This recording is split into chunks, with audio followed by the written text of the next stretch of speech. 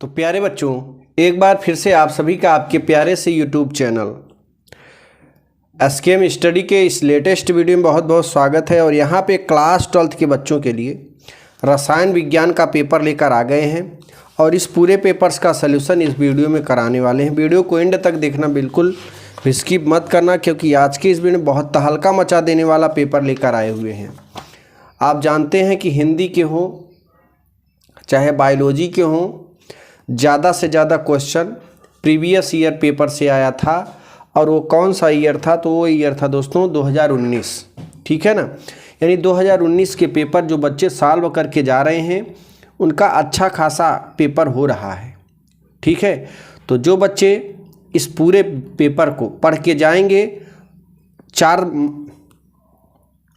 मार्च को उनका अच्छा खासा पेपर, ठीक है ना, एग्ज़ाम में होगा। तो चलिए शुरू करते हैं बिना किसी देरी के। जो बच्चे नए हैं वो चैनल से जुड़ जाएं, चैनल को सब्सक्राइब कर लें। एग्ज़ाम के बाद आप अनसब्सक्राइब कर देना, ठीक, या किसी जगह भेज दो, अपने एक स्थान पे व्हाट्सएप पे रख लो इस चैनल को, ठीक। जैसे ही आपका काम हो जाएगा आप इसे डिलीट मार देना। अब देखो दोस्तों, सबसे इस पूरे पेपर्स को मैंने यहाँ पे यूपी बोर्ड की कॉपी में सॉल्व किया है। तो पहला क्वेश्चन लेते हैं। घनी क्रिस्टलों में अच्छी दूरियां अथवा कोर की लंबाइयां होती हैं। देखो पहला क्वेश्चन ऑप्शनल, घनी क्रिस्टलों में अच्छी दूरियां। और यही आज आपने जो परीक्षा दिया फिजिक्स का, उसमें भी ज़्यादा क्वेश्चन 2019 के पूछा गया, लगभग 80% क्वेश्चन, 7 सेट का क्वेश्चन 2019 का ही पूरा आया हुआ है।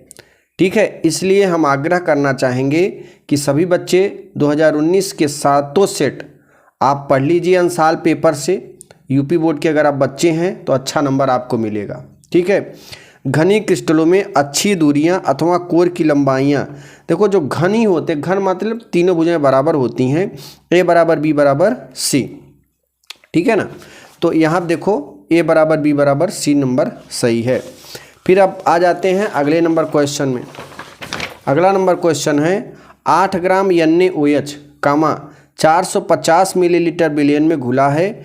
विलयन की मोलरता है, तो दोस्तों विलयन की जो मोलरता होती है 0.44 m होती है। ठीक है ना, यहाँ आप देखो ये सूत्र है 8 ग्राम NaOH। ये क्वेश्चन लिखा हुआ है मोलरता विलेय का भार गुणे 1000 बटे विलेय का मोलर भार गुणे विलयन का आयतन। ठीक, और इसकी वैल्यू रखेंगे 8 गुणे 1000 बटे 40 गुणित 450। ठीक है, तो इसे हल करेंगे, आ जाएगा 0.44 m। उसके बाद अगला नंबर देखते हैं क्वेश्चन। किसी भी इलेक्ट्रोड का इलेक्ट्रोड विभव निर्भर करता है, किस पर निर्भर करेगा दोस्तों? धातु की प्रकृति पर निर्भर करता है। याद रखना, किस पर? धातु की प्रकृति पर निर्भर करता है। आपके लिए इसका पूरा का पूरा सल्यूशन आप किसी चैनल पे आप देखेंगे नहीं, केवल वही 2-4 क्वेश्चन लेकर आ जाएंगे, लिख देंगे, बस कहेंगे यही आएगा। हम उन क्वेश्चन को बताते हैं जो बोर्ड के एग्ज़ाम में आए हुए होते हैं पहले से ही, ठीक, और वही बार बार हर साल रिपीट होते हैं क्वेश्चन। ठीक है ना, तो सभी बच्चे इस चैनल से जुड़ जाएं, इस चैनल को सब्सक्राइब करें। तो यहाँ देखो, प्रथम कोट की अभिक्रिया की अर्ध आयु 400 सेकेंड है, इसका वेग स्थिरांक होगा। ठीक है, तो इसका वेग स्थिरांक प्यारे बच्चों जरा ध्यान देना, इसका वेग स्थिरांक 1.73 इंटू 10⁻³ प्रति सेकेंड होगा। ठीक है, फिर आगे देखिए, निम्नलिखित में से कौन सी एमीन कार्बिल एमीन अभिक्रिया नहीं देती? तो याद रखना दोस्तों, CH3 single bond NH single bond CH3 जो है कार्बिल एमीन अभिक्रिया नहीं देती है। ठीक है ना, अब आगे देखिए अगला क्वेश्चन। RNA में उपस्थित क्षारक है, RNA में उपस्थित क्षारक है। तो यहाँ पे चौथा नंबर एडेनिन, ग्वावानिन, साइटोसिन, यूरेसिल, ये जो है RNA में उपस्थित क्षारक नहीं होता है। एडेनिन, ग्वावानिन, साइटोसिन, यूरेसिल जो है ये RNA में उपस्थित क्षारक नहीं होता है। ठीक है ना, अब आगे देखिए दोस्तों, अब दूसरे के क की बात कर लेते हैं। यहाँ देखो इसका ऑप्शन जो सही है वो लिखा हुआ है, ठीक है ना। जब किसी घनी जालक के केंद्र पर स्थित परमाणु विकर्ण पर उपस्थित अन्य दो परमाणुओं के संपर्क में हो तो घनी संरचना की संकुलन क्षमता की गणना कीजिए, ठीक है। यानी इसके संकुलन क्षमता की गणना करना है। तो देखो यहाँ पे पूरा गणना किया गया है, फटाफट आप इसका स्क्रीनशॉट ले लीजिए। जिन बच्चों को इसका पीडीएफ लेना है वो हमारे एसकेएम स्टडी टेलीग्राम पर जाके इसका पूरा पीडीएफ ले सकते हैं, ठीक है ना। और जिन बच्चों को कोर्स लेना है केमिस्ट्री का वो 79, ध्यान देना, 7992087382 पर संपर्क कर सकते हैं, ठीक है ना। देखो इस पर संपर्क करोगे मात्र 30 रुपये में, आपको मात्र 30 रुपये में 19 सेट मिलेंगे जो कि 4 साल के प्रीवियस ईयर पेपर्स का सलूशन देंगे। अगर दोस्तों आप उसे तैयार करके चले जाओगे तो ये 30 रुपये आपको 70 नंबर दिला सकते हैं।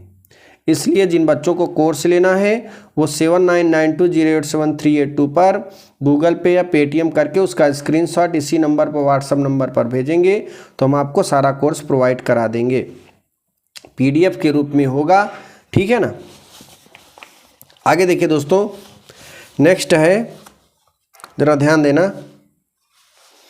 अब इसका पूरा का पूरा सलूशन यहाँ पे किया गया, फटाफट आप स्क्रीनशॉट ले लीजिए क्योंकि समझाएंगे तो ज़्यादा से ज़्यादा समय आपका लगेगा, इसलिए हम चाहेंगे कम से कम समय में सारा का सारा क्वेश्चन आपको दिखा दें। अब देखिए ख नंबर, विलयन की मोललता की गणना कीजिए जबकि 440 ग्राम विलयन में 20 ग्राम NaOH घुला हुआ है, ठीक है ना। तो यहाँ देखिए NaOH की मोल की संख्या 20/40, अब 0 0 कैंसिल, 2 में 4 का भाग देंगे 0.5 आएगा, ठीक है ना।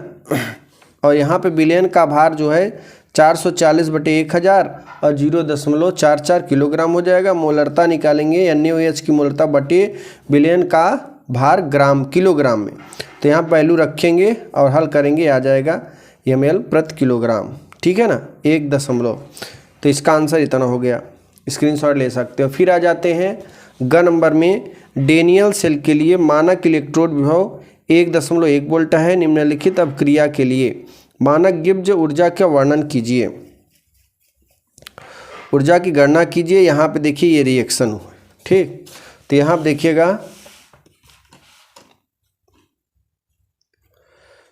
यहाँ ये जो चीज़ दी गई है आपको, ठीक है ना, यही है गिब्ज ऊर्जा का गणना, ठीक। बहुत ही इम्पॉर्टेंट है, ये हर साल पूछा जाता है। 2023 के एग्ज़ाम में आने की संभावना इससे ज़्यादा है, इसका स्क्रीनशॉट ले लीजिए।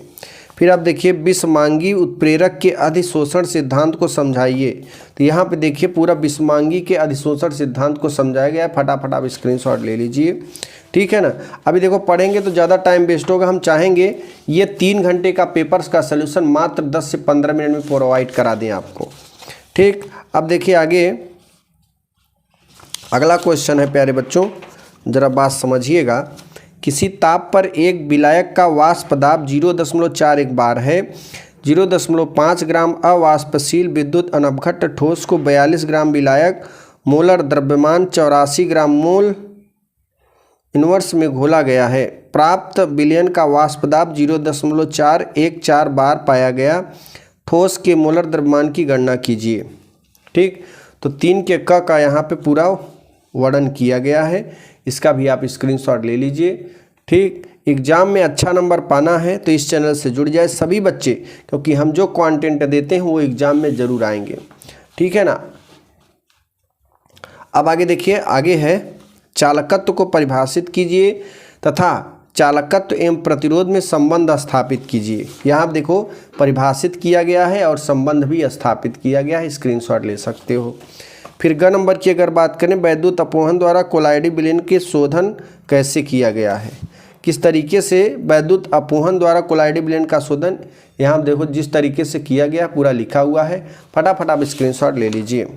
नेक्स्ट अगर क्वेश्चन की बात करें दोस्तों, बिल्कुल आप बुरा मत मानिएगा क्योंकि हम दिखा रहे हैं, इसमें पढ़ नहीं रहे हैं, ठीक, इसमें समझाने वाली कोई चीज़ ही नहीं, क्योंकि सब थ्योरेटिकल क्वेश्चन है। घ नंबर है आवर्त सारणी के वर्ग 15 के तत्वों की हाइड्रोजन के प्रति क्रियाशील को समझाइए। ठीक, तो यहाँ पे हाइड्रोजन के प्रति जो क्रियाशीलता है यहाँ पे पूरा समझाया गया है, स्क्रीनशॉट ले सकते हैं। अब देखिए चौथे नंबर प्रश्न पे आ जाते हैं। चौथा नंबर प्रश्न है हमारा, क्रोमाइट अयस्क से पोटेशियम डाइकोमेट निर्माण की विधि तथा रासायनिक समीकरण लिखिए। डाइकोमेट आयरन की अम्लीय माध्यम में ऑक्सीकरण क्रिया का समीकरण लिखिए। ठीक, तो यहाँ देखो ये प्रश्न है, इसका उत्तर ये पूरा डाइकोमेट आयरन अम्लीय माध्यम में ऑक्सीकरण की क्रिया का समीकरण है। ठीक, इसका स्क्रीनशॉट ले सकते हैं। अब आगे देखिए ख नंबर, क्लोरोएथेन से एन डाईएथिल एथेनेमीन बनाने का रासायनिक समीकरण लिखिए। चौथे का ख। ठीक, तो यहाँ पे देखो चौथे का ख का उत्तर है, स्क्रीनशॉट ले सकते हो। फिर आगे देखिए ग नंबर क्या है, नियोप्रीन नायलॉन 6,6 तथा नायलॉन 6 का निर्माण का रासायनिक समीकरण। तो चौथे का ग का यहाँ पे ये देखिए, फटाफट आप इसका स्क्रीनशॉट ले लीजिए। घ नंबर में ऋणायनी संश्लिष्ट अपमार्जक क्या है? 2 ऋणायनी अपमार्जक सोडियम लायराइल सल्फेट तथा सोडियम डोडेसिल बेंजीन सल्फोनेट के निर्माण का रासायनिक समीकरण लिखिए। ठीक, तो यहाँ पे देखिए पूरा रासायनिक समीकरण लिखा है, फटाफट आप स्क्रीनशॉट ले सकते हो। उसके बाद आगे है 5 नंबर में आ जाते हैं।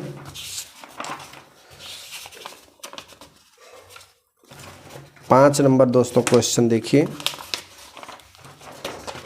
ये देखिएगा, ये प्रथम कोट की अभिक्रिया है, यहाँ तक इसका वेग स्थिरांक व्यंजक की गणना करना है। ठीक, तो यहाँ पे देखो वेग स्थिरांक की गणना पूरा प्रश्न ऊपर लिखा हुआ है और वेग स्थिरांक की गणना है 1.098। ठीक, थोड़ा राइटिंग कम बैठी हुई है उसके लिए सॉरी, लेकिन बहुत ही ज़बरदस्त कंटेंट है दोस्तों।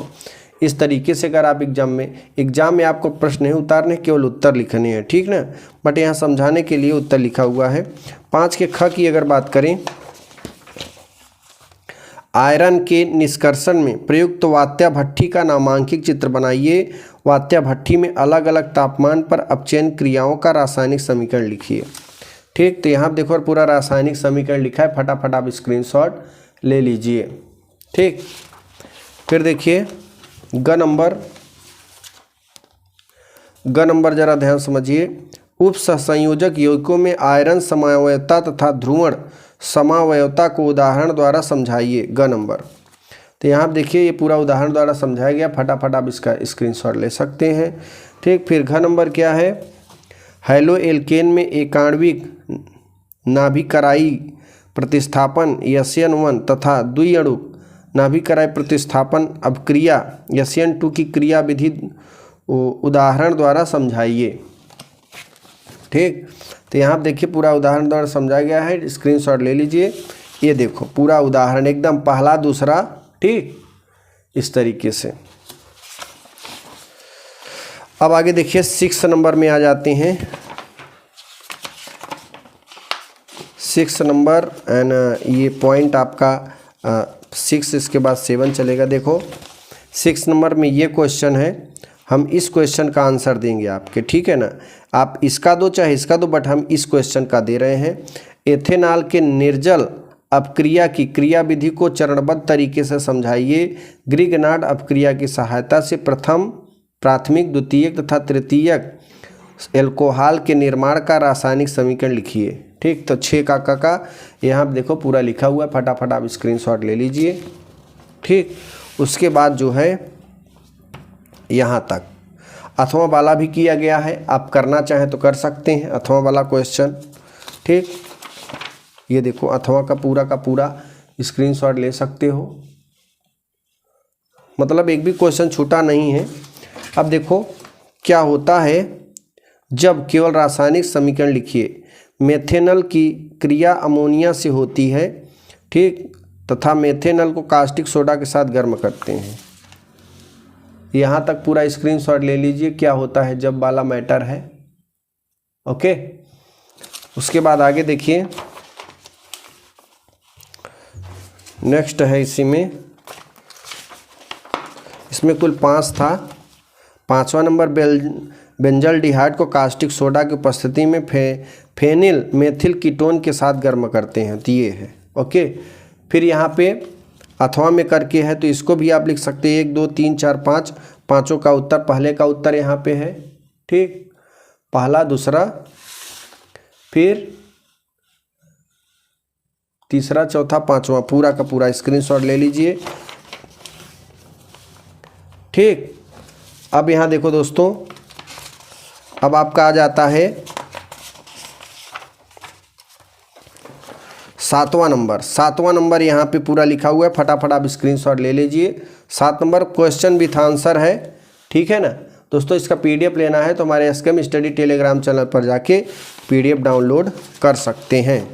ठीक, इस तरीके से सभी बच्चे स्क्रीनशॉट ले लें इसका। अथवा वाला भी क्वेश्चन पूरा सॉल्व किया गया है, एक भी क्वेश्चन छोड़ा नहीं गया है दोस्तों।